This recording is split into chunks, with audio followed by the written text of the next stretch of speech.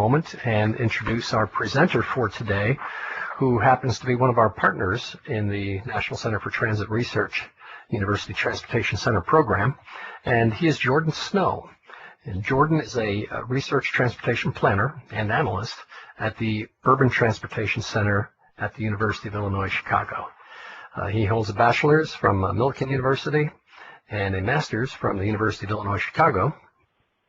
His research interests include funding, finance, and policy of transportation projects of all modes. While at UIC, Jordan has worked on several projects, including an Illinois Department of Transportation sponsored high-speed rail feasibility study, state of good repair research for the largest mass transit agencies in the country, and an ongoing study on intergovernmental and private entity coordination for transit projects using value capture as a funding tool. So with that, we'd like to welcome Jordan Snow.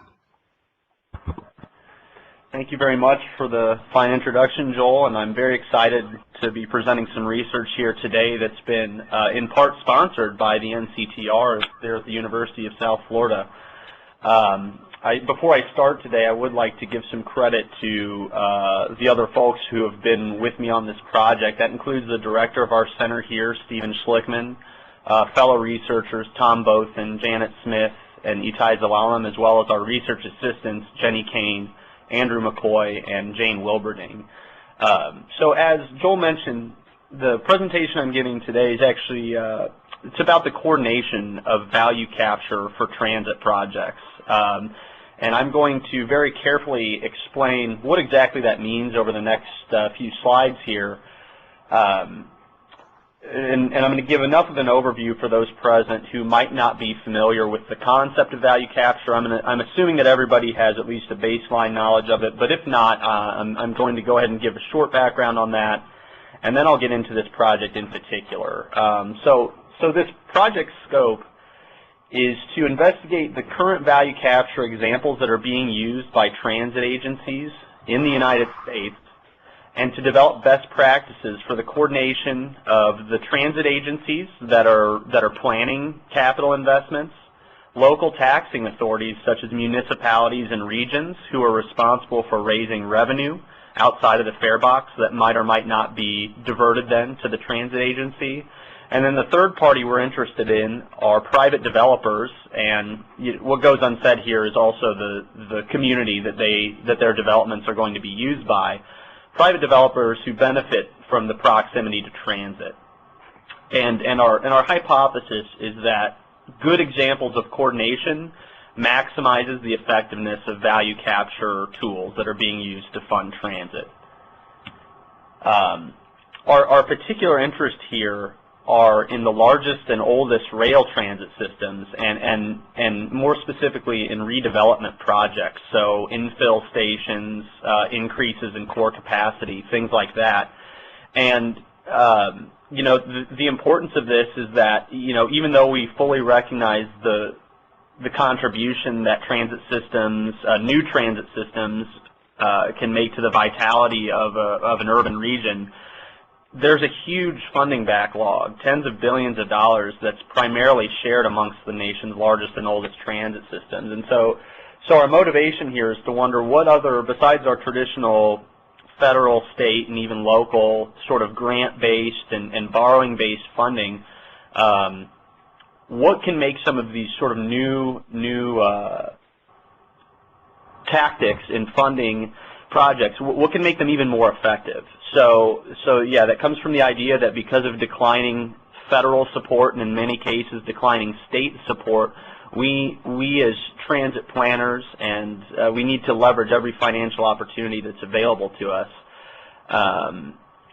And it's important to know how best to go about this, because it's a buzzword at this point. We hear a lot about value capture, and it's applied by a lot of regions, as I'll get into when I talk about our literature review here. But to the end that we want to explore these coordination processes between the three parties I mentioned before, we have 3 steps to our project that we've taken, and the first is a literature review.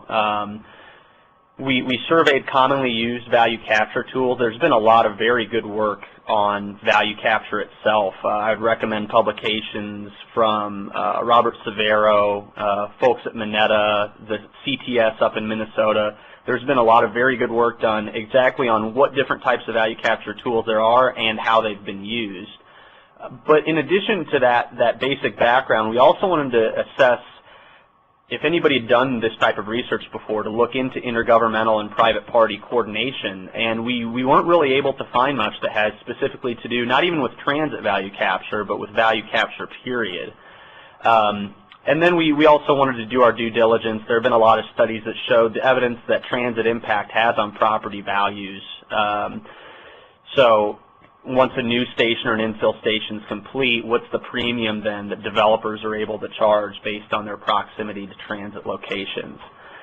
From this literature review, we went into a case study process, which is going to take up most of my presentation today. And then finally, we did a synthesis between the information we found out during the review, specifically having to do with what value capture tools are available and how effective they are at allowing developers to charge premiums on their rent when they locate in proximity to transit.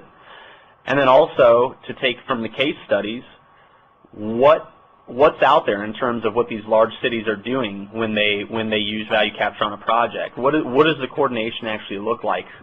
Are staff members talking to each other? Is it an organizational framework that they have set up? And those are things that I'll address later in the presentation. So for the literature review, it was important for us first to define value capture for transit. And so for those unfamiliar, value capture, it's generally a tax mechanism, but it can also come in the form of an agreement or a certain type of agreement, a concession, generally a time-limited lease or agreement. And it's justified by, and oftentimes its value is pinned to the increase in property value transit provides. The history of value capture, not necessarily for transit, goes back to the 19th century. An economist named Henry George was very interested in finding novel ways to help cities pay for new investments that they wanted to make for the public good. And he came up with the idea of taxing not based on flat rates of square acreage or anything like that, or I guess acreage is a square already, on acreage, but on looking at property value and indexing the taxes that would be levied to the value of the property and maybe constituent improvements that the owners had made. The use for transit, however, really didn't come into play until the late 20th century. We started to see things like TIF districts, which I'll explain here in a moment, start to be used by municipalities to help pay for transportation and transit improvements. So there are two main forms of value capture. The first being an ongoing tax or fee that's directly tied to the attributes of the property, value and other things. And those can come in the form of a special assessment district where you have a certain percentage of property value that's added as a premium on top of the typical property value charge. Tax increment financing, which is very similar to a special assessment district, except for the fact that owners don't see a levy increase. What happens is the district takes a chunk out of the normal collections of the property taxes.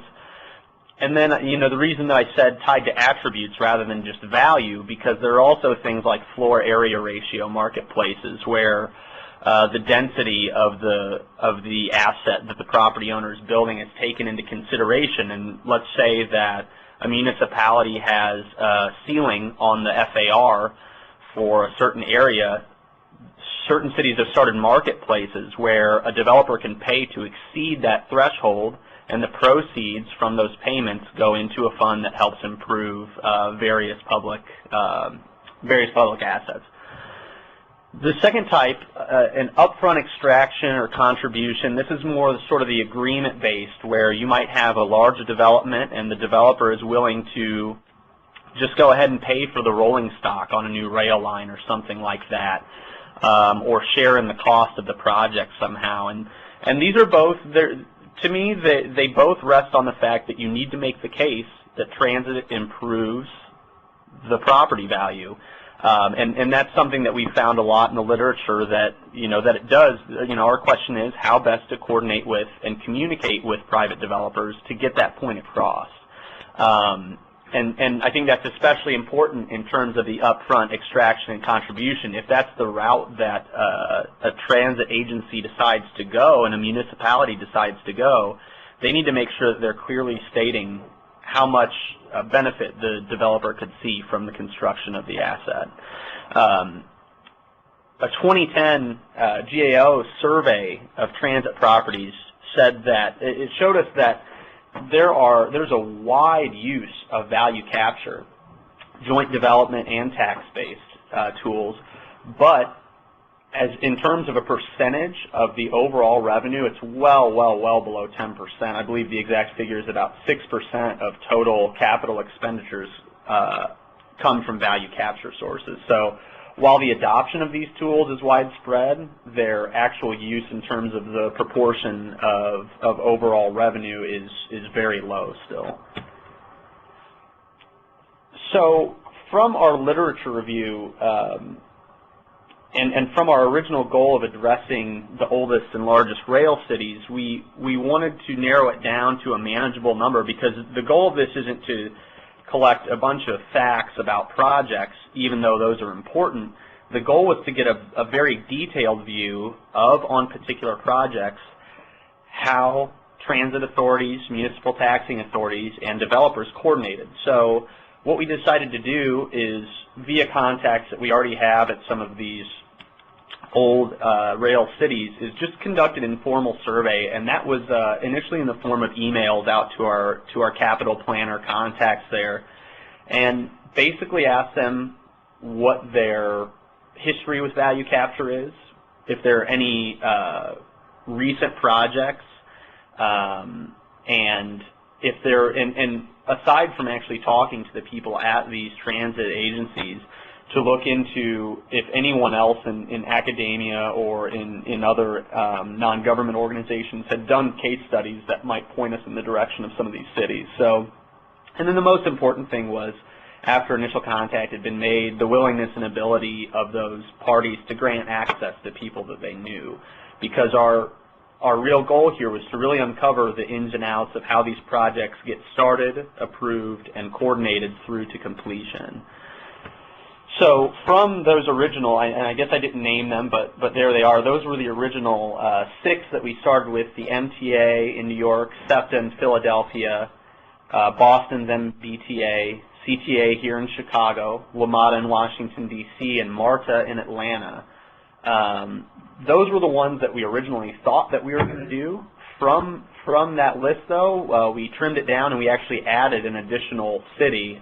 So our final list was New York's MTA, and specifically their Hudson Yards project on the west side of Manhattan.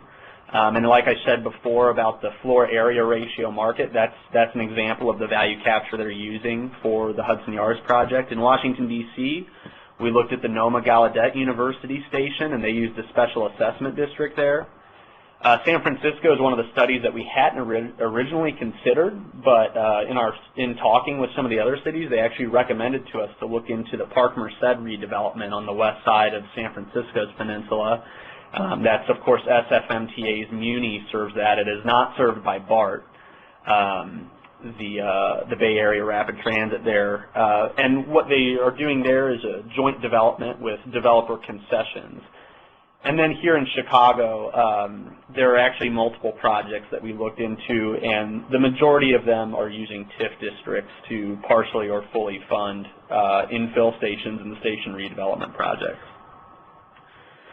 So, jumping right into it here, the Park Merced development, it's a huge residential development, like I said, on the west side of San Francisco. And I will come back to this map here in a moment to in more detail point out what exactly is going on with the rail line there. But first, just some information about the area. So it's a residential redevelopment project, and the group that's conducting this is Park Merced Investors Properties. It's an LLC with many subsidiaries, but they're acting as one force. There are over 3,400 residential units, and it's a mix between townhouse-style condos, and even some standalone. And the nearest rail stop is the Muni M Ocean View line up at San Francisco State University, which is just north of the development. Part of this redevelopment includes extending and rerouting the M line to serve the residential development itself. And the developer has agreed to a $70 million contribution, which will help pay for the infrastructure, the track bed, as well as some of the vehicles. Obviously, it won't take care of all of that, but they're contributing a pretty nice sum. Now, that's out of a total project cost that is yet to be decided. The agreement is already there with the City of San Francisco, but the actual project details haven't been finalized yet, and we don't expect that for about another 3.5 years at this point. So back to this map. Let me see. Okay.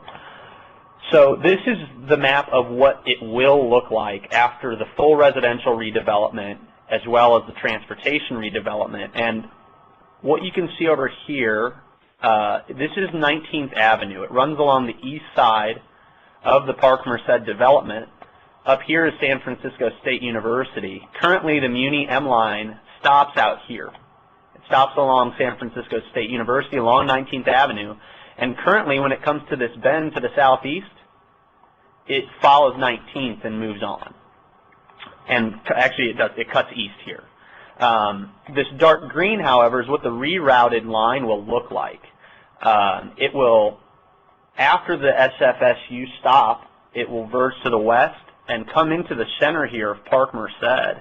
And it will serve the central area of Park Merced, and then there will be circulator buses that will also be provided by Park Merced Investment Properties. And then there will be a little turnaround yard here in the southeast of the development, and then a branch here that will continue on to the rest of the existing Muni M line. Okay. So, what is the coordination profile for this project? So, original planning for this, the Park Merced Investors Properties first started getting their ducks in a row, so to speak, with the redevelopment back in 2004. By 2006, enough agreements had been forged between the city and between the developer that they started conducting public meetings. And some of the entities involved in that were the city's Office of Economic and Workforce Development, of course SFMTA, who runs the Muni, the City Planning and Municipal Executives Association, which is sort of a cobbling together of many officials within the San Francisco County and Greater Bay Area. Other transportation agencies, BART, Caltrans, ABAG, the Association of Bay Area Governments, and their MPO there, and then community and advocacy groups. You know, all the typical players in early public meetings who were very interested in what this project might do to reshape their neighborhood. And so what we observed here actually was that there wasn't necessarily an organizational structure that enabled the coordination that helped this joint development agreement get signed, whereby the project sponsor would help pay for the transportation improvement. But there were a bunch of savvy people within the SFMTA and the city government, especially within city government, that had a development background. They had very good contacts, and they were able to early on sit down with the developers and explain to them how much more attractive of a project it would be if they could be directly served and if they would help contribute to the rerouting of the M line into Park Merced. What it also did, the background of the people in city government having at least some development or some experience with development, is it lent them credibility. It then became obvious that it wasn't just city officials trying to get a little bit more money for a pet project or something like that, that they took the steps to understood what Park Merced Investment Properties LLC was doing with the redevelopment and explain how a rerouting of the M line could help serve them and make it a more attractive development, especially to people who aren't car dependent. So basically this was all in the staff work. It wasn't necessarily a concerted effort that that took on the form of an organizational structure or anything like that. In New York, we looked at Hudson Yards, and once again, I'll come back to this map. Like I said, it's on the west side of Manhattan, and it is an extension of the 7 subway line into this multi-use development. So, commercial, residential, and retail redevelopment, very large area on the west side of Manhattan, and MTA's Hudson rail yards are within that area. The first idea for this project started popping up in the late 80s, and in the early 1990s, in order to help spur on this redevelopment, the city of New York tried to do a rezoning effort that would help with raising some revenue to work on public improvements that would attract investors. The issue is they did that pretty much unilaterally. They didn't go to the MTA. They didn't request help from MTA, really. They didn't have meetings with developers letting them know they would do this, and so more or less that early redevelopment effort failed. It didn't spur on the type of interest they were hoping to get. Now, by the late 1990s, there was sort of a renewed interest in it. Along with that came the MTA saying we would extend the number 7 line in here. And then here it says the extension of the line is projected to cost $3 billion. That's a little bit of a mistake. The entire project cost is $3 billion. The actual subway extension itself is $2.3 billion, with the $700 million balance coming along with like surface improvements around the station and some other public improvements. So in this renewed round of interest by the early 2000s, 2005 and 2006, the MTA and the city were ready to embark on a new rezoning effort, and that's when the FAR market came into use.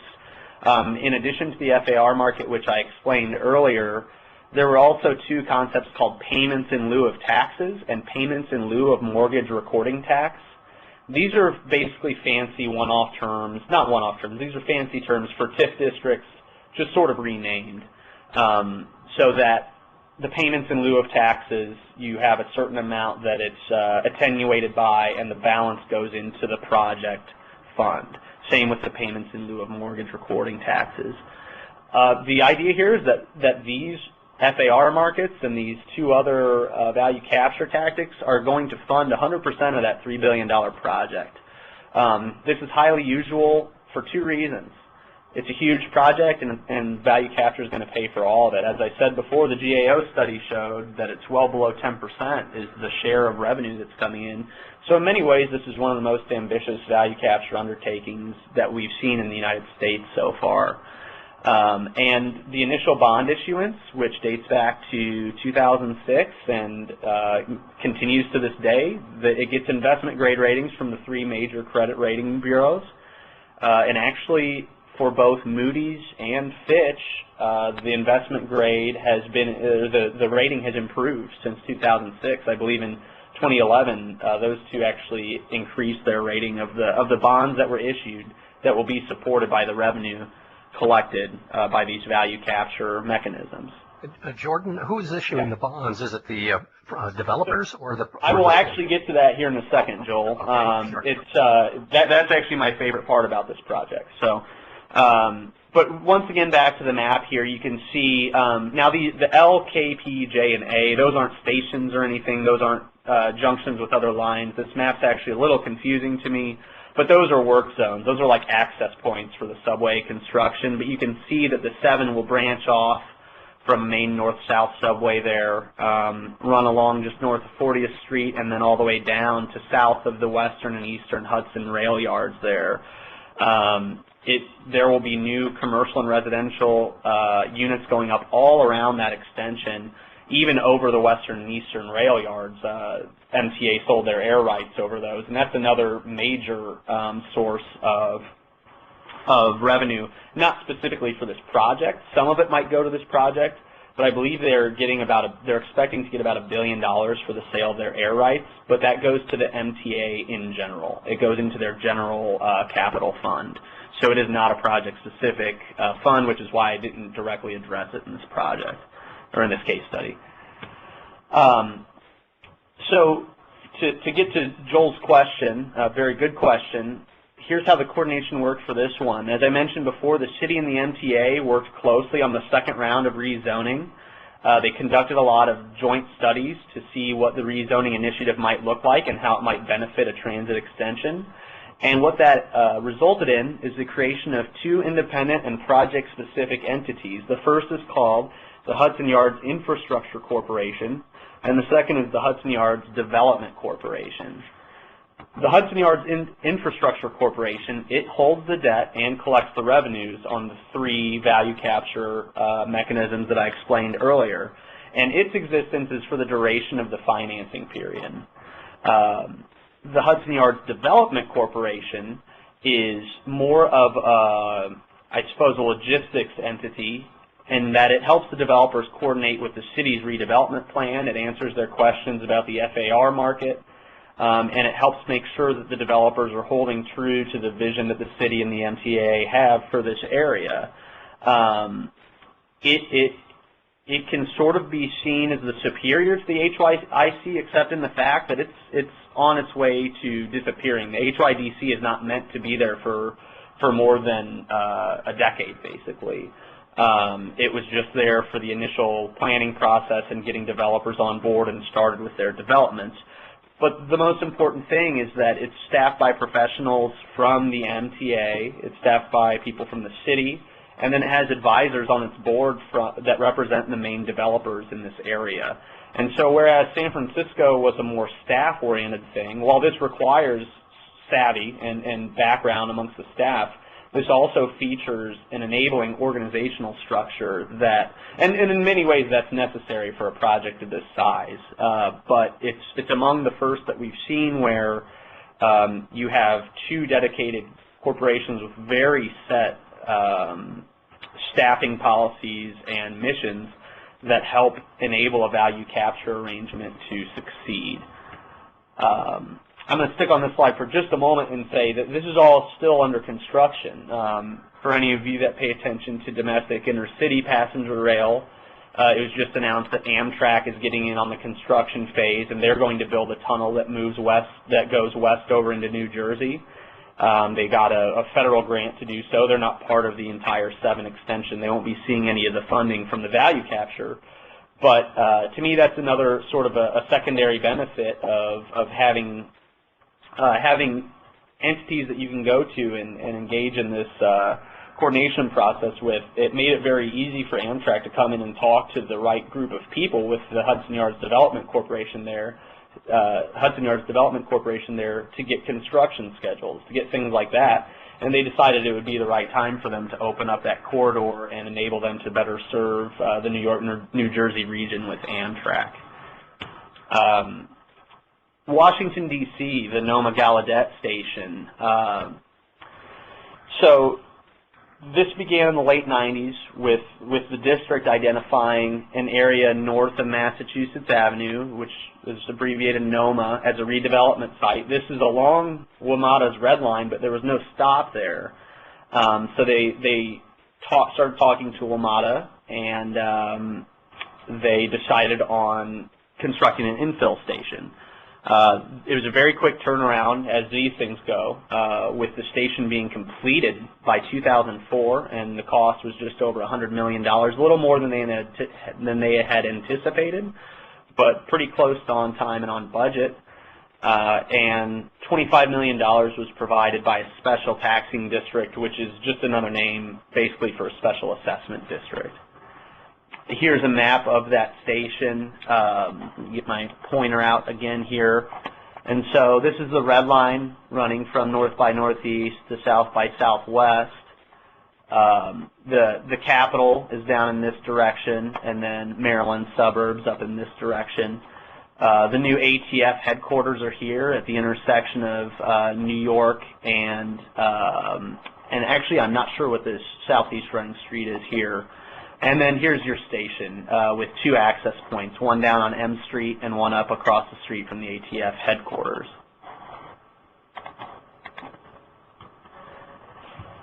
So the coordination here the district's Department of Housing and Community Development led the coordination, which is unique in my mind in that it wasn't a transportation wing of the district, but there were a lot of public housing units in the area that were under the process of either being refurbished or torn down and rebuilt, with some of them being mixed income housing. Much like in New York, the coordination process led to the rise of a separate entity, but unlike in New York, this was more of, I guess I would call it a grassroots entity that came about called Action 29. Many of the same players, there were representatives from the district, representatives from WMATA, there were regional planning organizations in there, and then also representatives from the community and from the developers that were looking to build in the commercial and mixed income fields there. What they did is they set the initial terms for the taxing district that the developers agreed to pay into, and Action 29's work pretty much set the plate for the district to sign an agreement with the developers that they would pay, or that they would fund that $25 million. This experience, so the coordination has elements, I believe, of both San Francisco and New York's projects, in that it used good staff work, good human capital, but it also employed its own standalone organization to do some of the heavy coordination lifting. But what this led WMATA to do was to employ a few staff members with the knowledge and the ability to engage district and developer staff in future redevelopment projects. And I'm going to talk a little bit more about that in the conclusions, how novel that is and some of the other approaches they've been having to future projects. And so then here in Chicago, we looked at 5 projects, and those are the Wilson. I don't have a map here because it's a pretty broad area, and it would take a little bit too much time to point out the specifics of each. But the important thing is that all of these are station rehabilitation and one complete station reconstruction. Oh, I'm sorry. The 18th Street Connector is also a track rehabilitation project. But those are the Wilson Transfer Station, 18th Street Connector, the Harrison Street Subway, Bryn Mawr Station, and the Illinois Medical District. And these are spread all over the city, and the ratio of how much TIF and value capture paid into the total project cost varies between 2% at Wilson up to 100% at the Illinois Medical District. And it doesn't really track with how big the project was either. You know, like Harrison Street Subway was a pretty inexpensive project. It was just a station rehabilitation.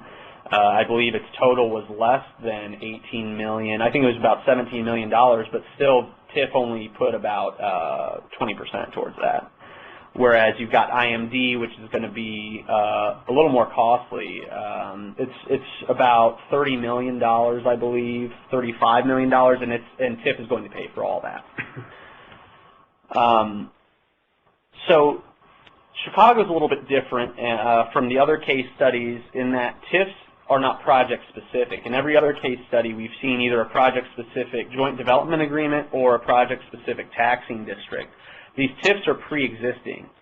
And so close coordination on a project-by-project basis isn't required because the city can just tap into the TIF money, or more accurately, the aldermen can, and put it towards whatever they would like with pretty broad justification. Why we chose to continue studying Chicago is that I think the use of this value capture, even if it's not on a project-specific basis, it creates an opportunity for the expansion of use of other types of value capture, and that it shows that the Chicago area developers are already amenable to this approach. They've lived with TIF, they understand it, and so if they understand that aspect, it should be easy for Chicago to move into the realm of, on larger or more marquee projects, setting up project-specific value capture mechanisms and approaching developers and saying, everyone, you know what we're doing here. You've experienced these types of payment mechanisms, and here's why they'll benefit the area. So that's a very brief case study, but I think there's still some instructive examples from the few projects that we looked at. But to move on so that we have some time for Q&A at the end here, our preliminary conclusions, the report is still in progress. We're submitting it for TRB at the end of the month here, and then for a bunch of other publications in different forms throughout the fall. From what we found, all cases utilize human capital and organizational strength, but San Francisco and D.C., I'll talk about San Francisco first. That was pretty much entirely on the backs of knowledgeable staff members. They made that development and coordination process happen. D.C., they had the help of an outside organization, but it sprung forth from staff members that were willing to engage in the process and let it go where it may and involve everyone. What I said I was going to address later with Washington, D.C., at WMATA, there is a very specific real estate department there with their leadership has taken a lot of initiative, and what they're doing is they've drawn up development books for everyone, and I'm not sure if most people on the call are familiar with WMATA's system, but they serve a lot of suburban Virginia and Maryland locations, and what you have out at those stations are a station that's surrounded by square, but in some cases square miles of parking. And recognizing the opportunity there for WMATA to redevelop those into transit-oriented development type situations, WMATA's real estate department has taken the lead in creating development books for each and every one of those areas that they've identified as redevelopable stations. And before even talking to developers, laying out what they would find, what they in the district would find in the case where the district has any sort of authority. There are a few stations like that, but normally they've worked with MPOs from Virginia and Maryland. What type of development characteristics they want, what they might expect in terms of contribution to the project from developers, and so they're taking experience they have. The leadership of this part of WMATA has much experience with private development, and he's taken that experience and, in order to serve the public good, takes that knowledge, takes that language, and goes straight to the developers and says, here's what we expect from you, and we know that you see the value in this. So to me, moving forward, WMATA is definitely an organization to keep your eye on if you're interested in how these things will take place in the future. As the burden for funding and financing transportation facilities, transit facilities shifts to the local, people are going to need to get creative, and I think WMATA is one very good example of taking initiative and getting creative and planning for the future. New York City, it demonstrates the value of standalone entities, especially for large projects. To have a standalone entity that's staffed by the city and MTA that handles the debt and the revenue collection definitely gives an air of legitimacy and accountability. You can go straight to the NYIC annual reports and see how the project's coming along. Are they on track to hit their debt service goals to keep paying for it? And to me, having that separate entity is just another piece to coordinating with developers and making sure that they're in the loop and communicating to them the value and the progress that they're helping fund with their contribution to a project. And in all these projects, what we see is that early coordination presents the opportunity for better developer engagement. And I touched on that in the WMATA example. If you show up to the table knowing what you want, if you as a transit capital planner or as a city taxing authority have stated goals and go to the table confident in those, if you have the institutional capacity to do that, then it presents better opportunities and it makes the developers much more amenable to contribution. So as I mentioned, we are finalizing the report, one for submission to TRB, but also for submission to several journals, JAPA, some real estate journals, some transit-specific journals. And our hope is to have the report inform a broader survey of transit systems that will sort of mirror the GAO survey, the 2010 GAO survey that I talked about early in the presentation. the GAO has already asked those properties about whether or not they use value capture. We're more interested in asking how they use value capture, who they consult before they go into the process. And so that's our hope for this fall, is to get that survey rolled out and to have an addendum to this publication, to this report. And really our goal here is just to refine models of intergovernmental and private developer coordination, which is to say, take the information we've observed here, take the lessons we've learned with having strong human capital and having independent public corporations that control certain project financial aspects. How can those models be applied to new projects? That's really our eye towards the future here, not just describing the quality and the quantity of these mechanisms, but also coming up with, dare I say, prescriptive models that can be a guide for both old and new transit cities trying to enter into these agreements. So at this point, I'm open to questions. I'd be happy to take some, and yeah, thank you very much for your attention today.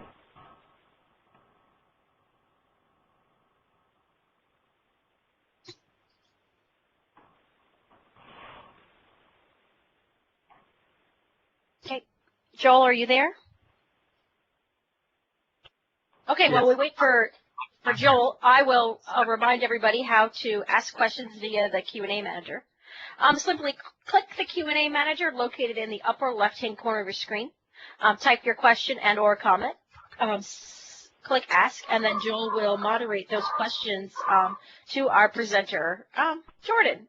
Joel, are you there? Yes, Stephanie, I am. Can you hear me? I can hear you. Okay. You can hear my dog too? Somebody has a question. Yeah. My So dog I'll. has a question. Can I go out? All right. Yeah.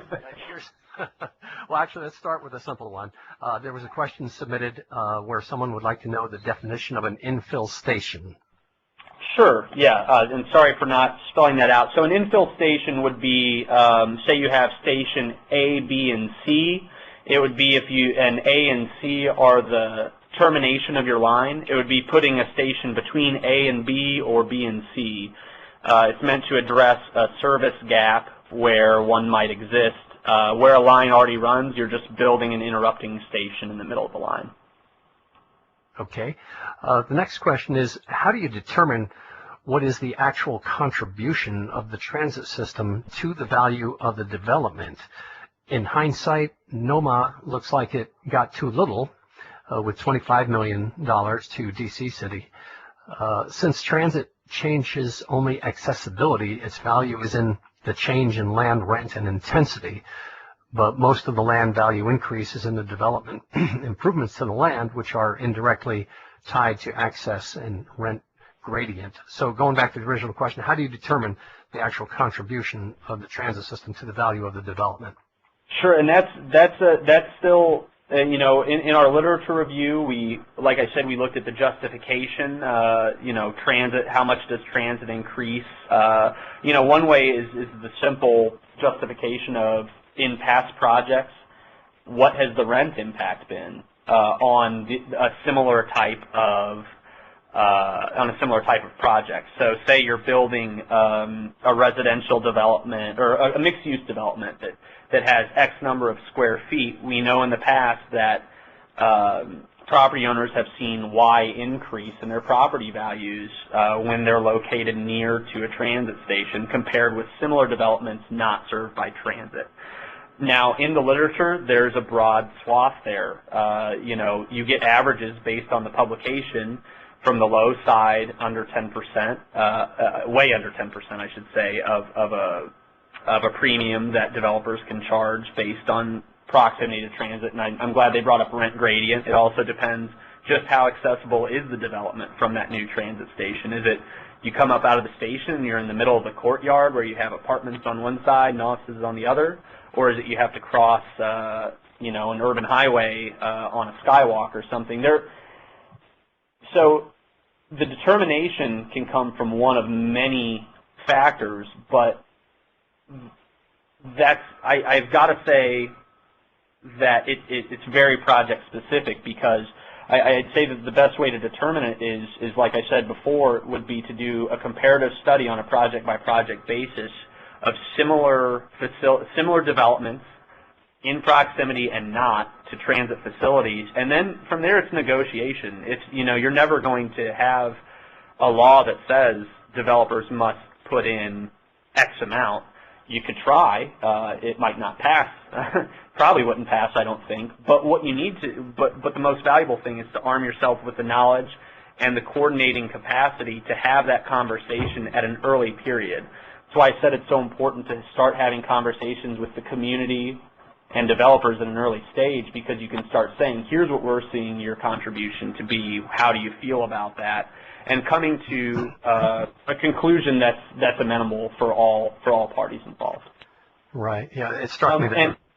Oh, sorry. I was just going to say, and just to address the point that the person asking the question made about the NOMA station, that's absolutely the case. That $25 million, in hindsight, the amount of money that's been made off the development in that area, it dwarfs that contribution. That contribution, I believe, comes out to less than 0.1% of the total revenue seen by the developers there. And so, yeah, in hindsight, if DC had the capability, if WMATA had the capability and the foresight, they might have gone ahead and said, we expect you to contribute 75% of the total project costs, or just pay for the station. You've got a great opportunity here. But that's a difficult thing to do, especially when you don't have the staff there with development background who can get out and in a proactive manner have that conversation. Right. Well, hopefully the report that you'll be producing will give some guidance to those who may be facing this in the future. Absolutely. Another question, Jordan. The question is, it seems to me that a TIF, tax increment financing, is more revenue segregation than value capture. Your thoughts on that? I partially agree with that.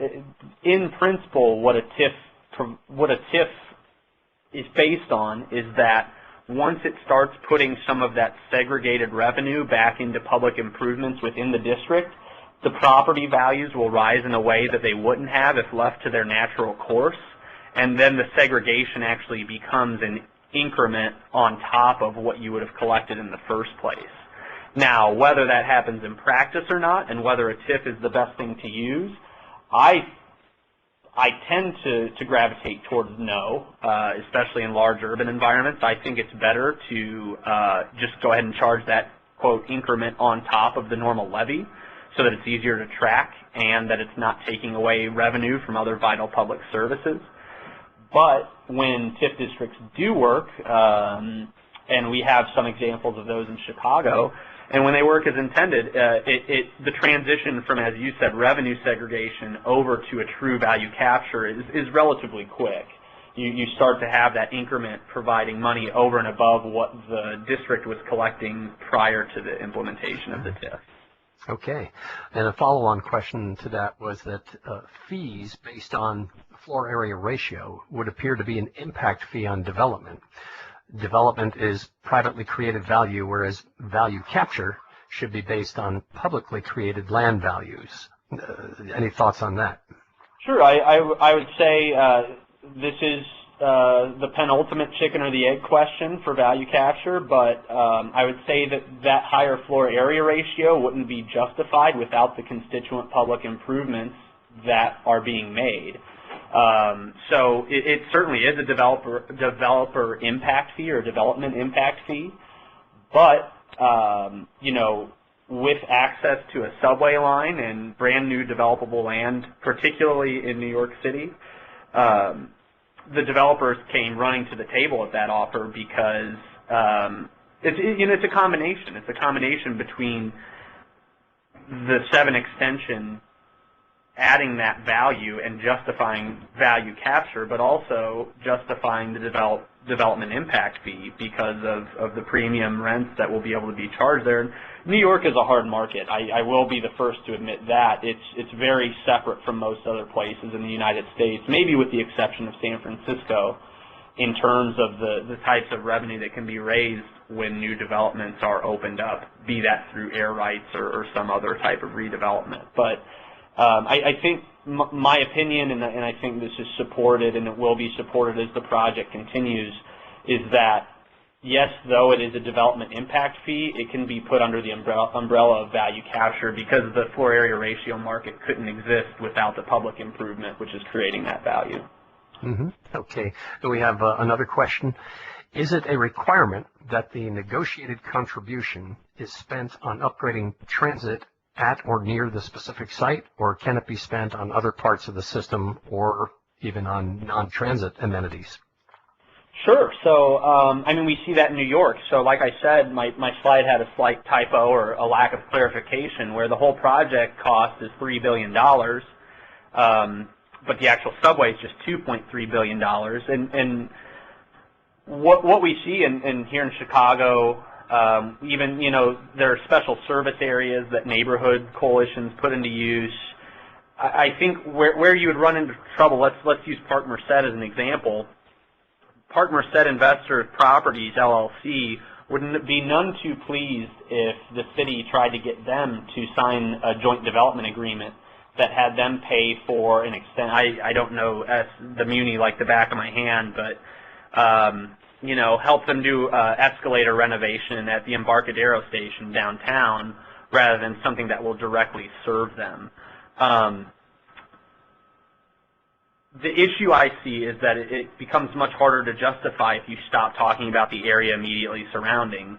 Now, when it comes to in the area immediately surrounding investments beyond just transportation facilities, sure, we see that all the time.